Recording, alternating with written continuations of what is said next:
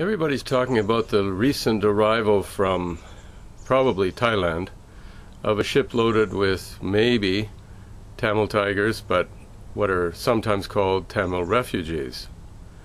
The biggest problem we have in discussing this issue is the accusation that is always going to be made that if you oppose immigration, you're a racist. And that, of course, is entirely a specious and false argument. Immigration could be from any source, but what we're fronted with and what we're confronted with is immigration from sources where people come bringing with them foreign wars. And in this case, the Tamil tigers are notorious for having fought against the Sri Lankan government. Right or wrong, they are in fact carrying with them the seeds of a new conflict. We need not think too far back in Canadian history to the largest mass murder that has ever occurred in this country, the Air India bombing, to realize that introduction of minorities in circumstances of foreign conflict is an invitation to domestic problems of a very serious nature. I opposed the arrival of the immigrant ship within Canadian waters. They should have been turned back on the high seas, as they are by the United States when they arrive from Haiti and other places.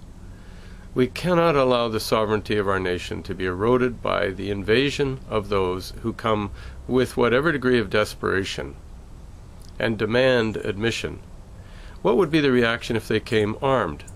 Well, our military would defend our sovereignty. This is a sovereignty issue.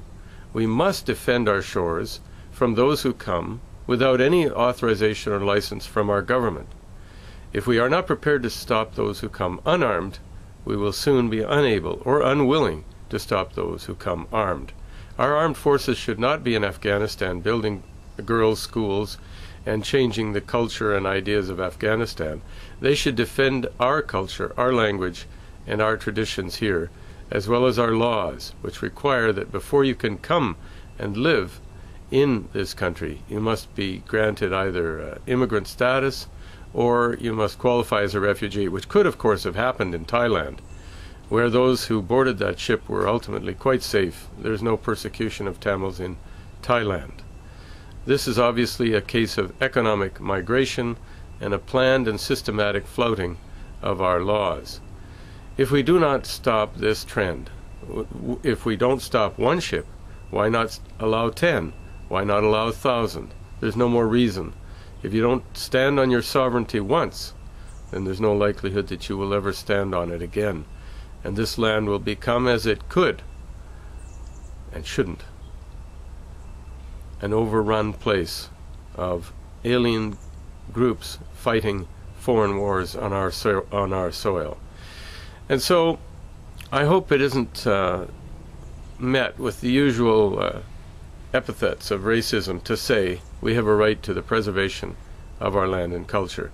And one more thing, Ottawa cannot do this, because Ottawa is confronted with the fact that there are 300,000 Tamils in Toronto, and they'll vote for whatever party allows these people to come in.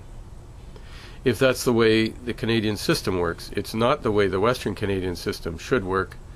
And that's another reason why, in order to preserve the sovereignty of our land and maintain valid and reasonable economic control upon immigration, we need independence for Western Canada, where we have a culture to protect, and where we have a common language to protect, and where we will have the government to protect our territory and our freedom.